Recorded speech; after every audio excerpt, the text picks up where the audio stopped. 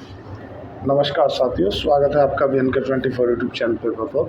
साथियों, ऐसा क्या हुआ जो अमेरिका ईरान के साथ डील करने जा रहा था, लेकिन उसके बाद में फिर इजराइल ने उसके ऊपर हमला कर दिया। देखो, जिस समय अमेरिका ईरान से डील कर रहा था ना, उस समय भी इजराइल ने कहा था कि आपने जो इसको नाभिकीय ऊर्जा बनाने के लिए इसको यूरेनियम दिया है ना, उस यूरेनियम का इस्तेमाल ये परमाणु बम बनाने के लिए इस्तेमाल कर रहा है। अगर बात करें ईरान की, तो ईरान ने यूरेनियम को इकट्ठा करके रखा है, अपने पास स्टोर करके रखा है काफ़ी बड़ी मात्रा में। अगर बात करें इसकी शुरुआत कब हुई थी, तो अगर इससे पहले टर्नओवर की बात करें बाइडन की, और बाइडन से पहले जो डोनाल्ड ट्रंप थे, उनसे पहले जो बराक ओबामा हुआ करते थे, तो बराक ओबामा ने इनके साथ में एक JCPO करके एक एग्रीमेंट कर दिया था। उस एग्रीमेंट में ईरान को क्या बोला था ओबामा ने कि भाई, आप जो यूरेनियम है ना, उस यूरेनियम को अपने पास में नाभिकीय ऊर्जा बनाने के लिए इस्तेमाल कर सकते हो। अब जब उसके बाद में टर्नओवर आया डोनाल्ड ट्रंप का, तो उन्होंने ईरान के ऊपर काटसा एक्ट लगा दिया। एक्ट लगाने के बाद मतलब सभी देशों से संपर्क टूट जाना काटसा एक्ट कहलाता है। उसके बाद हुआ क्या, उसके बाद उन्होंने जो संधि ईरान और पाकिस्तान उनकी ईरान और अमेरिका के साथ में हुई थी, उस संधि को भी मानने के लिए इनकार कर दिया अमेरिका के डोनाल्ड ट्रंप ने।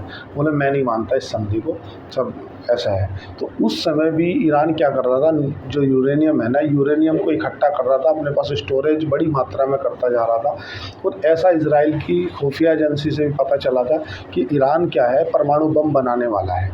अब 1900 हाँ, ये मान के चलो 2019 के आसपास की बात है, जब भी बना रहा था। और उसके बाद बाइडन की सरकार चली गई। अब फिर ईरान का और अमेरिका की जब डील हुई, तो उस समय इजराइल के जो नेतन्याहू हैं, उन्होंने कहा कि भाई, तुम्हारा तो कार्यकाल 3 साल में ख़त्म हो जाएगा। 3 साल बाद आप अमेरिका के राष्ट्रपति नहीं रहोगे, आप तो चले जाओगे। लेकिन अगर इसने परमाणु बम बना लिया, तो सबसे ज़्यादा अगर ये हमला करेगा, तो ये हमला करेगा मेरे ऊपर, मतलब इजराइल के ऊपर। और मैं इजराइल को अपनी आँखों से मिटता हुआ देखना नहीं चाहता, इसलिए उनने बोला मैं हमला कर दूँगा।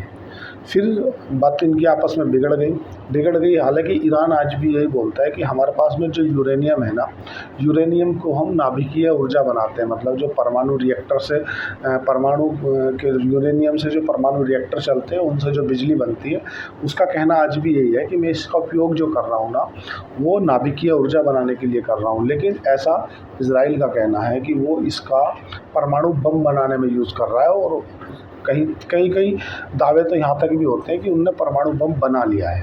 अगर उसने परमाणु बम बना लिया है, तो जाहिर सी बात है उसका कट्टर दुश्मन है इजराइल, तो वो हमला इजराइल के ऊपर करेगा। इसलिए इजराइल ने बोला कि मैं इससे पहले ये हम पर हमला करे, हम ही हमला कर देते हैं।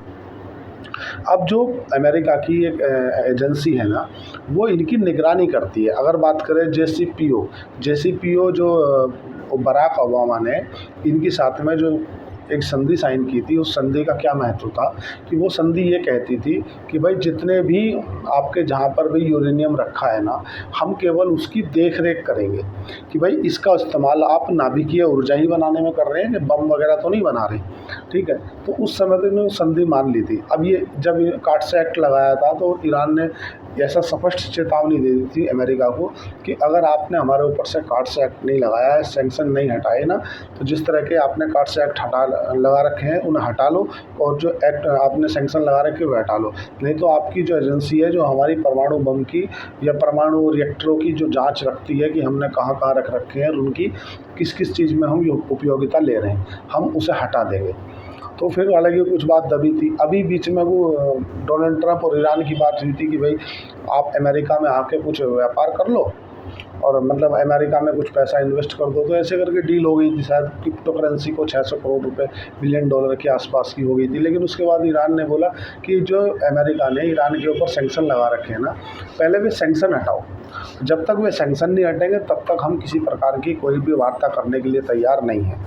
इजराइल कई बार बोल चुका है कि ईरान अपने आप में परमाणु बम बना रहा है। अमेरिका क्या चाहता है, डोनाल्ड ट्रंप चाहता है कि भाई, मैं बोल रहा हूँ ना, तुम्हारी तरफ से तुम मत लड़ो।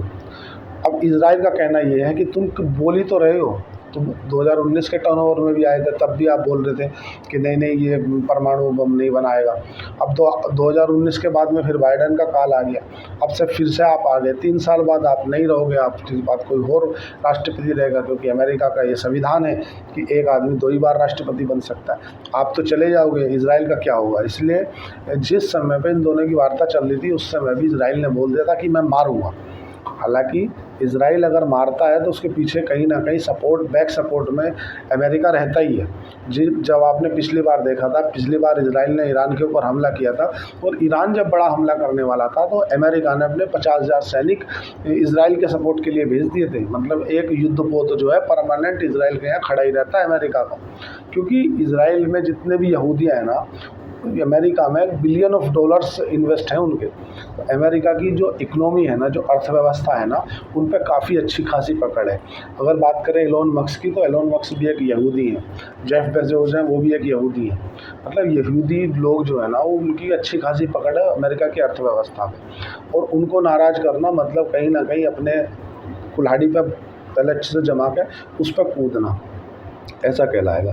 देखो, जैसा कि उम्मीद जताई जा रही थी कि इजराइल हमला कर देगा, अमेरिका की तो उम्मीद ये थी कि अमेरिका हमला करेगा कि इजराइल करेगा, ये कन्फ्यूजन थी, क्योंकि इजराइल ने तो खुल के बोल दिया था कि मैं हमला कर दूंगा।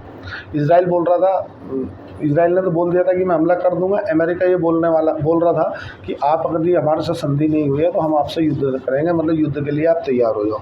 इस तरह की जब परिस्थिति बन रही थी, तो इतना तो सीधी सी बात है कि अमेरिका को इससे पीछे हटना तो तय था।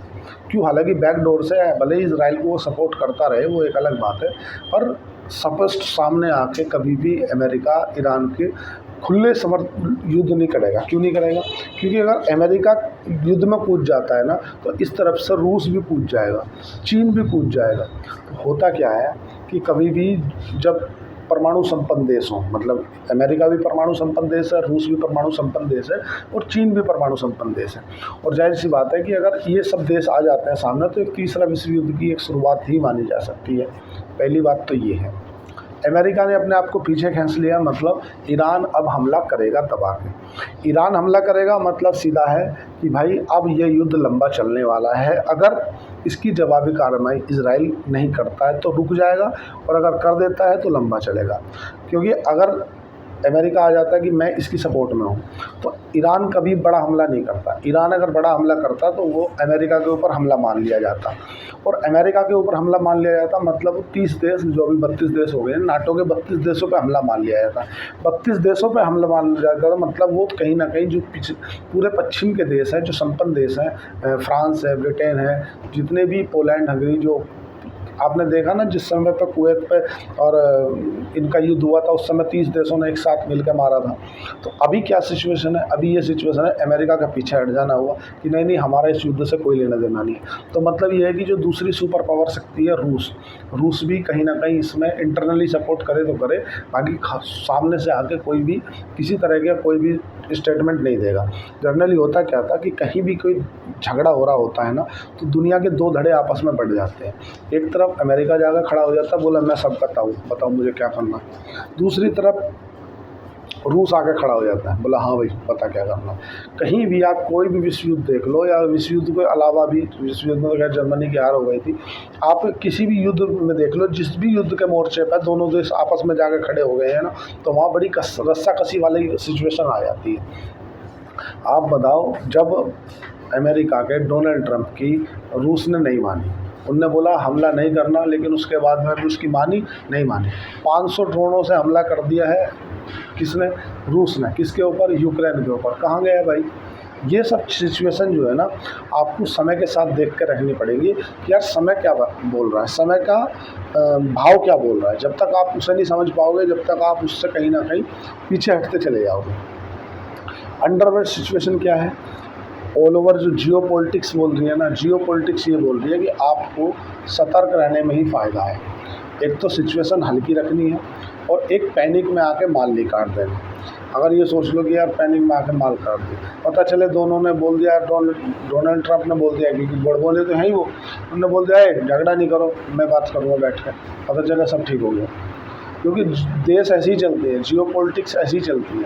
कोई भी अड़ियल काम नहीं चलता कि अड़ियल होने के लिए अर्थव्यवस्था चाहिए रूस जैसी, चाइना जैसी।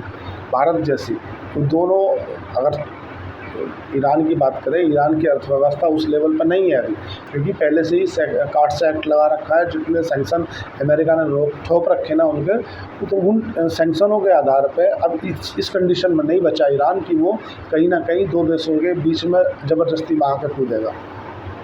इसराइल ने जो मारे हैं ना, जो रिहायशी इलाकों को जो ठिकाना बनाया है ना, उन रिहायशी इलाकों में जो ईरान के साइंटिस्ट थे, जो वैज्ञानिक थे, उन वैज्ञानिकों को मारा गया है। अगर बात करें कि इससे पहले जो मतलब इनके वैज्ञानिक थे ना, उनकी पोस्ट पर जो आया था, जो हुसैन मारे गए थे, आपने देखा होगा, एक नामी हुसैन आए थे, वो हुसैन के पोस्ट पर जो आया था उसको मार दिया गया है, और भी सैन्य ठिकानों को भी नुकसान पहुंचाया गया। तो जाहिर सी बात है, इतना आप मान के चलो कि ईरान की तरफ से बड़ा हमला होगा। बस अपने आप को सजग रखना है, सावधान रखना है। जब अगर ईरान की तरफ चीन, रूस या जो यहूदी वगैरह जो हैं इनके, ये इनकी तरफ से कोई स्टेटमेंट ना जारी कर दे कि हम इनकी तरफ हैं, हम ये कर देंगे, वो कर देंगे। मैं, अगर आप मेरी वीडियो को फॉलो करते हो, तो मैंने पहले भी बोला था कि भाई कभी भी कुछ भी हो सकता है, क्योंकि दुनिया के अंदर जियो पॉलिटिक्स में सब कुछ ठीक नहीं चल रहा। ईरान कभी भी कुछ कर सकता है, इजराइल कभी भी कुछ कर सकता है, और ख़ासकर इसकी उम्मीदें तब ज़्यादा बढ़ गई थी जब डोनाल्ड ट्रंप ने ये कहा था कि अगर आप हमारे साथ डील नहीं कर रहे तो फिर आप हमसे युद्ध के लिए तैयार रहें। तो इसका मतलब सीधा है कि अमेरिका सामने से उस पर ऊपर अटैक करे ना करे, धीरे से फ़ोन घुमा दिया होगा, बोले यार देख लेना ज़रा, इजराइल ने दे बराबर कर दी उसको। तो इजराइल तो पहले से तैयार ही बैठा था, उसे तो केवल एक इशारे की देर थी, और वो इशारा दे दिया होगा डोनाल्ड ट्रंप ने। ऐसा में कहीं भी किसी की पुष्टि नहीं मिलती, पर ये इतना सभी लोग जानते हैं कि इजराइल जो हमला करता है उसके पीछे कहीं ना कहीं अमेरिका रहता है, और अमेरिका की इंटरनली जो सपोर्ट है वो इजराइल को हमेशा रहती है, वो उसका कारण कुछ भी हो। दो देशों के बीच में ये युद्ध रहे, दो में ही सहमत रहे।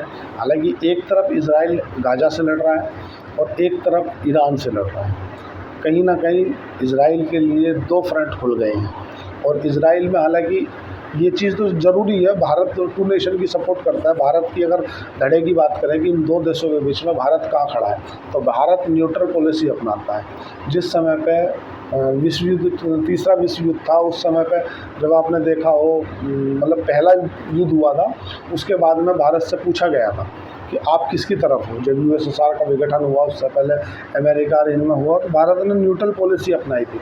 बोले ना हम इसकी तरफ, ना हम इसकी तरफ, हम गुट निरपेक्ष हैं। मतलब गुट निरपेक्ष मतलब अपनी खुद की एक अपना अलग गुट है जो कि न्यूट्रल पॉलिसी रखेगा, ना हम किसी की तरफ से लड़ेंगे, ना हम किसी की तरफ जाएंगे। इसी तरह से देखो टिट टू टैट वाली कंडीशन कहाँ लागू होती है। आपने देखा, जैसे बहुत से लोगों को ये बातें आपने सुनी होगी कि यार इस बार ही पीओके ले आते, उस बार भी पीओके ले आते। देखो सुनो, आपको ये बात जाननी पड़ेगी कि जब भी आप किसी देश के ऊपर अटैक करते हैं, तो ये आपको देखना पड़ता है बहुत गहराई से कि कौन देश आपके पास किस स्तर तक खड़ा है। जिस समय हम उसकी बात कर रहे थे ना, हमने बांग्लादेश को आज़ाद कराया था, उस समय बांग्लादेश के अपने ही मुसलमानों पे, जो ईस्ट पाकिस्तान है, जो आज पश्चिमी पाकिस्तान है, मतलब आज जो जिसे हम पाकिस्तान बोलते हैं, ये अत्याचार कर रहे थे, और वहाँ से माइग्रेंट हो के हमारे भारत में लोग आ रहे थे। इसलिए इंदिरा गांधी को कड़ा स्टेप उठाना पड़ा था। और उस समय हमारी जो रूस के साथ में संधि थी, और वो संधि ऐसी थी कि यार अगर कोई ने भारत के ऊपर हमला किया ना, तो रूस उसका सपोर्ट में रहेगा, बिल्कुल, मतलब सामने से सपोर्ट करेगा, कोई किंतु परंतु नहीं, बुक्के सब दे लिया था, कंप्लीट हो गई थी बात। लेकिन आज ऐसी सिचुएशन नहीं है। आज जब इसका रूस का और यूक्रेन का युद्ध हुआ, उस समय पे भारत को कोई ना कोई एक पॉलिसी यही है कि भाई आपको कोई एक धाड़ा चुनना पड़ेगा। इधर से बाइडेन सरकार भारत के ऊपर दबाव बना रही थी कि आप रूस से यूक्रेन के पक्ष में दो बात का हो, उस तरफ से रूस और अन्य जो देश हैं वो दबाव बना रहे थे कि आप हमारे से आकर कुछ बोलो। लेकिन भारत ने न्यूट्रल पॉलिसी अपनाई, भारत ने गुट निरपेक्षता की पॉलिसी अपनाई। भारत ने बोला कि हम चाहते हैं कि रूस भी रहे, हम चाहते हैं कि यूक्रेन भी रहे। सेम यही आपने देखा टिट टू टैट वाली कंडीशन देखने के लिए मिली। जब भारत और पाकिस्तान के बीच में तनाव बढ़ा, तो रूस की तरफ से ये कह दिया गया, बोले ठीक है आप देख लो, हम तो युद्ध के पक्ष में नहीं है, हम तो चाहते हैं कि हमेशा दोनों को पक्ष बना रहे। ये क्या है? ये टिट टू टैट है। भारत ने जैसा रूस के साथ किया, रूस ने सेम वैसा ही भारत के साथ किया। तो इसीलिए भारत एकदम कोई भी चीज़ आँख मीच के बोलना भी उचित नहीं रहेगा कि नहीं नहीं यार भारत को तो इसी बार पीओके ले आना चाहिए था। आपके साथ में कौन है और किस हद तक है, ये भी बहुत बड़ा मैटर करता है कि आपको कहाँ लेके जाना है, कहाँ नहीं जाना। उस समय की सिचुएशन कुछ और थी, आज की सिचुएशन कुछ और है। उस समय पे अगर बात करें पाकिस्तान, चूँकि पाकिस्तान के तो अब्बा हैं अमेरिका, और आज अमेरिका को पाकिस्तान को काउंटर करना इसलिए भी ज़रूरी है क्योंकि वो चाइना की गोद, चाइना का ऑलरेडी सरेंडर हो चुका है। पाकिस्तान चाइना के ऊपर सरेंडर हो चुका है, मतलब चाइना जो करेगा वही करेगा, हिप्नोटाइज हो चुका है चाइना के कंट्रोल में। अब अमेरिका क्या चाहता है, अमेरिका ने एक एजेंसी भी निकाली थी, हालांकि ये रिपोर्ट निकाली थी, थोड़ा सा आउट द वे हो जाएगा, मैं आपसे बताता हूँ। अमेरिका ने निकाली थी कि हम भारत को सबसे ज़्यादा अगर खतरा है ना तो वो चाइना से है, ना कि पाकिस्तान से है। ये एक बात इम्पोर्टेंट है। क्यों निकाली थी? क्योंकि देखो, रूस को काउंटर करने के लिए अमेरिका के पास में कुछ नहीं है। रूस से बड़ा उसका एक शत्रु तैयार हो रहा है चाइना। रूस और चाइना को काउंटर करने के लिए अमेरिका के पास में एशिया में कोई ऐसा ठिया नहीं है जिस ठिए से वो इन दोनों को कंट्रोल कर सके। उसने एक बार शेख हसीना से भी सेंट मार्टिन आइलैंड मांगा था कि भाई ये आइलैंड हमें दे दो आप, इसमें हम अपनी सैन्य शक्ति और अपने जो युद्धपोत है, फाइटर जेट वगैरह कर लेंगे, इससे हम ऑल ओवर एशिया पे नज़र बनाए रखेंगे। लेकिन उसने नहीं दिया। परिणाम क्या हुआ, शेख हसीना की सरकार चली गई और उसके बाद में उनका पपेट आ गया। पपेट आने के बाद और उल्टा गले में गल गया वो जाके चाइना के। ये बात डोनाल्ड ट्रंप को फूटी आँख नहीं समाई कि यार हमने जिस कारण से सरकार बदली, हमारा जो उद्देश्य था सेंट मार्टिन आइलैंड देने का, साले ने हमें सेंट मार्टिन आइलैंड तो नहीं दिया, ये जाकर चाइना की गोद में और बैठ गया। ये देख के डोनाल्ड ट्रंप की फूटी आँख नहीं समाई। डोनाल्ड ट्रंप ने बोला कि आप तत्काल जल्दी से जल्दी बांग्लादेश के अंदर चुनाव कराओ, क्योंकि बांग्लादेश में आप विदाउट इलेक्शन हो, ना कि आपका कोई इलेक्शन हुआ है, ठीक है, डिटेक्टिव होगा। तो भारत भी वो दूसरा जो ऑप्शन खोज रहा है भारत में, वो चाहता है कि अगर भारत को कहीं ना कहीं भारत के ऊपर हाथ रखा जाएगा तो भारत एक तो सैन्य शक्ति में, अर्थव्यवस्था के मामले में उसकी सारी नीड जो है ना वो पूरी कर सकता है। जो कॉटन बांग्लादेश से आता है वही कॉटन भारत दे सकता है उसको। जो दवाइयाँ हैं, जेनरिक दवाइयाँ, भारत सबसे ज़्यादा जेनरिक दवाइयाँ दे सकता है। भारत के पास में सैन्य मामले में भी काफ़ी हद तक और देशों के मुकाबले, खासकर पाकिस्तान, बांग्लादेश और ये छोटे मोटे देश हैं, इनके मुकाबले सैन्य शक्ति में अपने आप में एक पराक्रम साबित कर चुका है। और भारत में क्या लीडरशिप स्ट्रॉन्ग है। जनरली कोई भी देश किसी देश के साथ में अगर टाई अप करता है ना, ये लंबे समय के लिए टाई अप करता है ना, तो साथ ही वो सबसे पहले उसमें लीडरशिप खोजता है। क्यों भाई, भारत हमेशा रूस का ही क्यों सपोर्ट करता है, या रूस से ही क्यों ज़्यादातर तेल खरीदता है, या ऑयल एंड गैस वगैरह के कोयले वगैरह? क्योंकि रूस में जब से लगभग 15-20 साल से जो पुतिन है वही बने हुए हैं। जिस समय पर लाल कृष्ण आडवाणी जी या अटल बिहारी वाजपेयी जी की सरकार थी, उस समय भी पुतिन राष्ट्रपति थे, वो आज भी हैं। डोनाल्ड ट्रंप का क्या, अमेरिका में क्या है कि अभी डोनाल्ड ट्रंप आए, इसके बाद कौन रहेगा कोई पता नहीं। अमेरिका में फिक्स है कि भाई आप 2 साल से ज़्यादा, 2 बार से ज़्यादा राष्ट्रपति नहीं बन सकते। एक बार डोनाल्ड ट्रंप 2019 में रह गए, अब एक बार अब रह गए, इससे ज़्यादा वो बन नहीं पाएंगे। तो अमेरिका चाहता है कि भारत को अपने ऐसे हाथ में रखा जाए, ताकि अगर कभी कोई ज़रूरत पड़े तो भारत उसके सपोर्ट करे, खुल कर सपोर्ट करे। ये आपको बात मान के चलनी पड़ेगी। इसीलिए मिडिल ईस्ट के अंदर भाई आपने कभी देखा कि तुर्की में ही इनके दोनों के युद्ध के जो समझौते होते हैं वो क्यों होते हैं? रूस का और यूक्रेन का जो समझौता है वो तुर्की में ही क्यों हुआ? क्योंकि वो न्यूट्रल प्लेस है यार, हम चलो आप बैठ जाओ और हम बैठ के दोनों को बात कराते थे, एक टेबल प्रोवाइड कर देते हैं। जिस समय पे इनका इजराइल का इनका युद्ध हो रहा था गाजा वालों का, तो कुवैत ने ही क्यों इनको टेबल प्रोवाइड की कि यार चलो आप बैठ जाओ और यहाँ बैठ कर टेबल पर बात कर लो। वाई? क्योंकि उसी समय पे, जब मैं बाइडन वाले काल की बात कर रहा हूँ, उस समय पे इनकी वार्ता कराने के लिए, संधि करने के लिए इसी ने प्रोवाइड कराई थी। और बाइडन ने, इसने डोनाल्ड ट्रंप ने आके मना कर दिया, बोले नहीं नहीं मैं इसको तो आतंकी संगठन मानता हूँ, मतलब मानता हूँ। कई बार लोग बोल चुके कि आप हमास को आतंकी संगठन में डिक्लेयर कर दो। इजराइल हम पे कई बार दबाव बना चुका है। इजराइल कई बार इस चीज़ को लेकर हमारे ऊपर दबाव बना चुका है कि आप जो हमास है जो गाज़ा पट्टी में है उसको आप आतंकी संगठन डिक्लेयर कर दो। लेकिन भारत का कहना ऐसा है कि भाई जो हमास है ना, उसने जो नुकसान पहुंचाया है वो इजराइल को पहुंचाया, ना कि भारत को पहुंचाया। जब तक भारत को कोई उसने नुकसान नहीं पहुंचाया, भारत उसे आतंकवादी संगठन डिक्लेयर कैसे कर दे? अगर भारत ने उसे आतंकवादी संगठन डिक्लेयर कर दिया, मतलब 145 करोड़ की पॉपुलेशन ने उसे आतंकी मान लिया। आतंकी मान लिया तो हाल फिर उस तरह की कोई कार्रवाई करेगा तो उससे नुकसान भारत को ही होगा। इस तरह की सिचुएशन ऑल ओवर वर्ल्ड में बनती सी नज़र आ रही है। देखो, एक तरफ जर्मनी और पोलैंड के आपस में तनाव बढ़ गए हैं। जर्मनी ने उनके जब युद्ध अभ्यास हो रहा था उसमें उनका जो हवाई सीमा है उसको पार कर दिया है, तो इसीलिए वहाँ भी तनाव बढ़ सकता है। नाटो से बाहर निकलने की धमकी अमेरिका दे चुका है कि मैं नाटो से बाहर निकल जाऊंगा। तो उसको देखते हुए अगर नाटो से बाहर अमेरिका निकलता है तो कहीं ना कहीं जो यूरोप के देश हैं वे अपनी सैन्य शक्ति को बढ़ा रहे हैं। इस तरफ जो यूरोप से लगे हुए हमारे जो नाटो के देश हैं उनमें चिंता बढ़ गई है कि अगर रूस ने यूक्रेन के ऊपर हमला करके यूक्रेन पे अपना कब्जा स्थापित कर लिया तो नेक्स्ट जो टारगेट रहेगा रूस का वो रहेगा पोलैंड, हंगरी और लिथुआनिया। क्यों रहेगा? क्योंकि एक जब संयुक्त राष्ट्र संघ हुआ करता था, ये मतलब यूएसएसआर हुआ करता था, उस समय पर ये रूस का ही हिस्सा हुआ करते थे। और Belarus, Kazakhstan, Ukraine, Lithuania, Poland, Hungary, ये सब क्या है? ये तो अगर आप बेलारूस को आज जाकर ऑफर दो या पुतिन आप आज बोलें कि आप आगे विलय कर लो तो वो तो आज ही तैयार हो जाएगा। बेलारूस कुछ नहीं, रूसी है। ठीक है, चिंता किसे है? जो नाटो में शामिल हुए हैं।